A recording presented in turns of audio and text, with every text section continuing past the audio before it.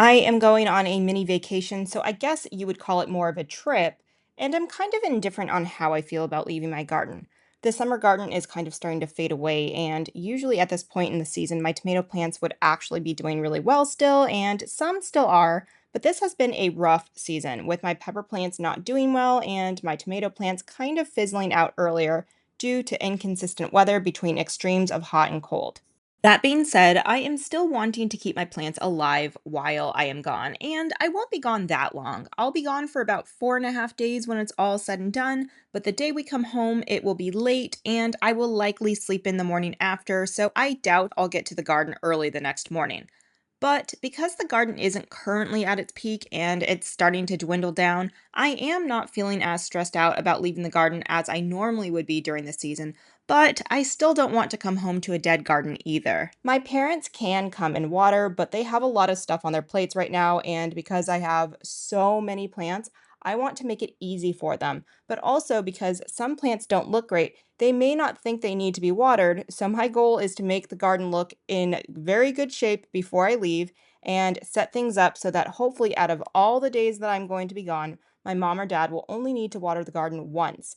But I think it's also going to depend on the weather, and it is supposed to be in the low to mid 80s while I am away. If it was going to be under 80, I wouldn't even worry about it. But in the 80s, I do mostly worry about my container plants because they usually do need to be watered more frequently. And you might be thinking, what about drip irrigation? And to that I say, what about it? I don't use drip irrigation mostly because I can't. I mean, I could, but it would be a pain to set up for my garden.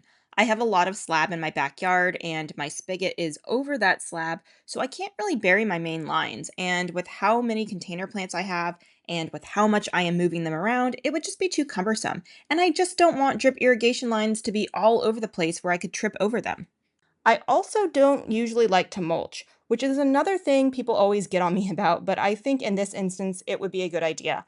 I don't like mulching for a few reasons, but the main reason is that I usually have issues with pests hiding underneath and then eating my plants. However, with how mature my plants are, I think it's a pretty low risk. I am also going to keep my shade cloth over as many plants as possible because, along with the mulch, that should help keep the soil shaded and therefore will help retain even more moisture. But first, to prepare, I am going to deeply water my plants and then mulch and then water again. And I'll deep water the night before we leave, and if I can, I'll top everything off the morning that we leave. I am also going to fill up my Oyas. Admittedly, I didn't really use them this year because I planted my plants way too densely and accessing the Oyas to fill them up was kind of difficult, so I just hand watered, which I really don't mind doing. But now that I have removed some plants from the beds, they will be easier to access. I also have some of these smaller Oyas that I think I am going to install right next to some plants since the larger Oyas are kind of centered, so I want to make sure each plant gets a decent amount of water. For as many container plants as I can, I am going to use water globes and I will also fill some bottles with water and turn them upside down into the soil to make it easy for my parents to see which containers need to be watered, judging by whether there is water in the water globes or bottles or not.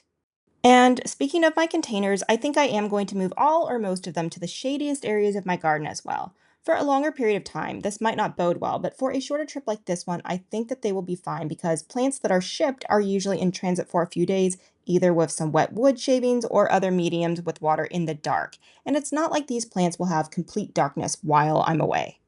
I do have some seedlings I never transplanted, and I think the easiest way to take care of them for now is to put them in a tray or bucket of water, and as the soil dries out in the pots, the water will get absorbed by the soil from the bottom, and that should take care of them for a few days and won't put them at risk for root rot. I'm not leaving for a few more days, but I don't want to do all of this at the last minute, and even though I'll have to water right before we leave, I want to have everything set up now to make it easier for me the night before and the morning that we leave.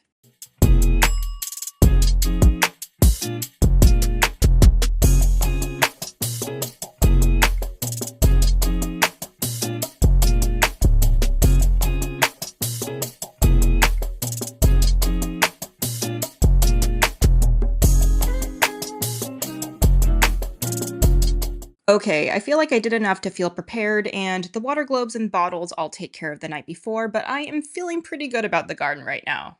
It's the night before we leave, and I'm going to deep water everything right now, and I'll get up early tomorrow to top everything off. And hopefully, my parents won't need to water my plants, but if they do, it should only have to be one time, and hopefully, not much will need to be watered. I really like to make things easier for my parents when they help out like this, and because of how many plants I have, I really do feel obligated to set the garden up where they won't have to do much, if anything. Okay, we are leaving today and we will be headed to the airport soon. So I am giving my plants one last hit of water before taking off. Wish my plants luck. I am back from my trip, and even though I have my lights on out here in the garden, it is nighttime, so I'll probably be able to make a better assessment when it's daylight. But from what I can see, the garden looks about the same as I left it, so I'll come back out here tomorrow and see how everything is looking. It is the late morning now, so with some daylight, I can get a better look at the garden. My parents said they did water my plants on the third day that I was gone, and that it was mostly my container plants that needed water, like my strawberries, and that's what I expected. Some things, like my cucumbers and tomatoes and peppers, were already looking rough, so even though they look bad right now, they are still alive, and they are also looking the same as I left them. And again, they are slowing down, and I don't think they have that much life left in them. These sunflowers are looking sad and droopy, and you can see that they lost their petals, but I expected these to not look great. They had already bloomed several weeks ago, so this is not a surprise. But overall, I am really pleased about how things look in the garden, and honestly, I think the timing of my trip worked well because my plants are slowing down and it's been too hot to start any fall seeds.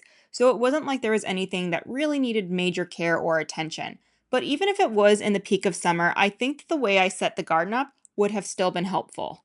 As gardeners, it can definitely be stressful to leave our gardens, but I think ultimately, with some planning and some preparations and some help, your garden will do just fine. And even if things die, they may come back or just need some TLC to recover. Or in my case, if it's the end of the season, there's probably a lot of plants on their way out anyway that you may not care about as much. So don't be afraid to leave your garden and take that trip.